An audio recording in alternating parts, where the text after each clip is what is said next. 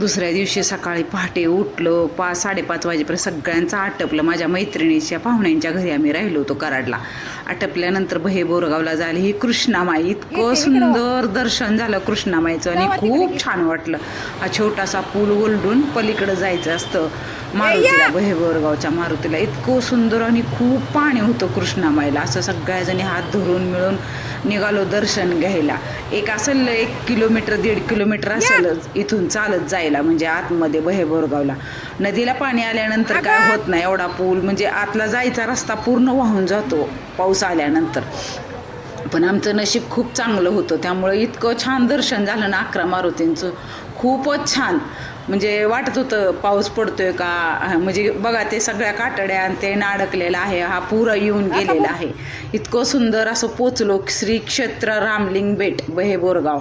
इतकं सुंदर मारुतीचं दर्शन घेतलं, इतकं छान वाटलं ना. आणि सगळं जंगल आहे, बेट आहे, माकडं पण खूप आहेत. मग तिथं बसून हनुमान स्तोत्र म्हटलं सगळ्यांनी मिळून.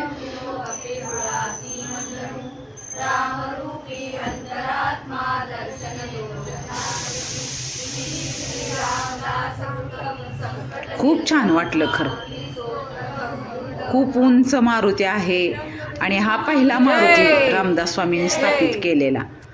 आणि त्याच्याच म्हणजे असं सगळ्यांनी बसून इतकं शांत वाटलं ना. कुणाला सुद्धा सगळ्या म्हणत होत्या किती सुंदर आणि जंगल, इतकं शांत वातावरण ना. खूप छान वाटलं खरं तिथं.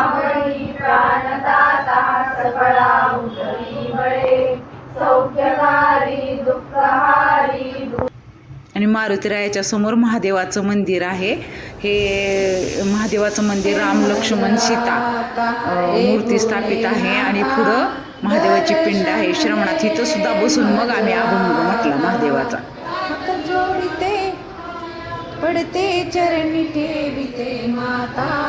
इतकं खरंच खूप छान वाटलं. पाया पडते चरणी ठेविते माता, रे भोलेनाथा दर्शन दे माझा आता, रे भोलेनाथा दर्शन दे माझा आता.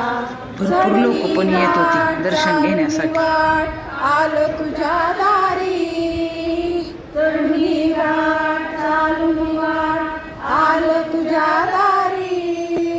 भक्ती भावे पूजा केली तुझी शिव त्रिपुरारी, भक्ती भावे पूजा केली तुझी. पाहिले श्रद्धेने रे दादा, रे भोलेनाथा दर्शन दे मजा. भजन म्हणून झाल्यानंतर मग दर्शन. हा नंदी आणि पिंडी इतकी आवडली ना मला, खूप आवडली. आणि अजून एकदा मारुतीचं जाऊन दर्शन घेऊन आलो. हे इतकं सुंदर, सगळी अशी माकडं जंगल आहे सगळं बाजूनी, दोन्ही बाजूनी वाहती कृष्णामाई. त्याची पण कथा आहे, मी तुम्हाला सांगेन नंतर.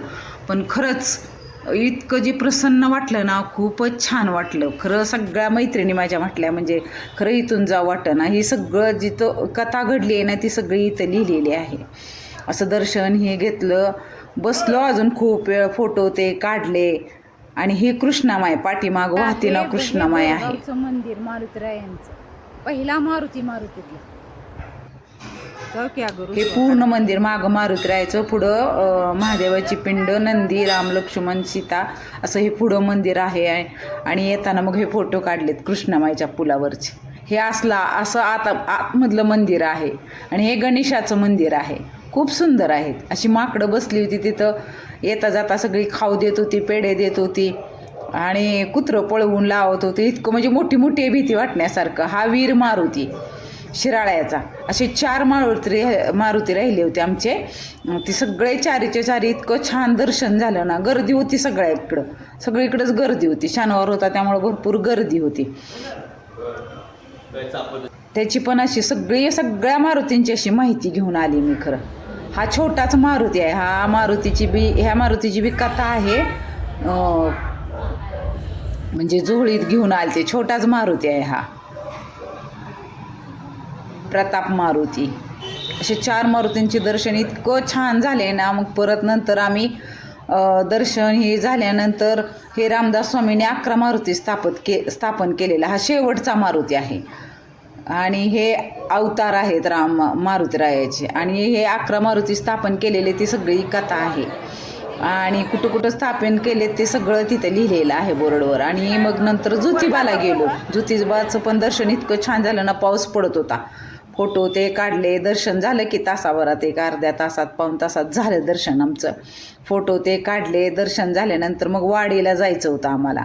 तिथं पण दत्त महाराजांचं इतकं छान, म्हणजे इथं फोटो काढला होता शिवाजी महाराजांच्या इथं. वाडीला गेलो. वाडीला पण इतकं सुंदर तिथं भजन करत होते. आम्ही सुद्धा बसून सगळ्यांनी भजन केलं आणि इतकं शांत दर्शन झालं. गर्दी तर असते, सगळीकडेच भरपूर गर्दी असते, त्यामुळे दर्शन इथं पण छान झालं वाडीला. आणि समोर लोक इतकी सुंदर भजन करत होते, आम्हाला पण राहवलं नाही, आम्ही पण भजन केलं. हा शेवटचा मारुती होता. तिथं पण बसून असं कृष्णामाई काठी पण फोटो काढले होते, हे ते ठेवले. हे भये बोरगावचे फोटो आहेत. आणि परत हे ज्योतिबाचे फोटो आहेत. आणि कृष्णामाईमध्ये हे सगळे खाऊ घालत होते, चिरमुरे. पण माशांना खाऊ घालायचं हे म्हणजे त्यांचं अन्न नाही खरं, पण आपण काय बोलणार ना, त्यामुळे ते खाऊ घालत होते. मी आपली बघत होते, मी नाही टाकलं बाई. अजून माझ्या मैत्रिणीने टाकले. भरपूर मासे आहेत कृष्णामाईमध्ये. कृष्णामाई म्हणजे दुसरी गंगाच आपली. आणि दत्त महाराजांचे सगळे म्हणजे जे रूप आहेत ते सगळे कृष्णामाईच्याच काठी आहेत. त्यामुळे प्रसन्न वाटतं कृष्णामाईला खरंच. बघितल्यानंतर, दर्शन घेतल्यानंतर छान वाटतं खरं.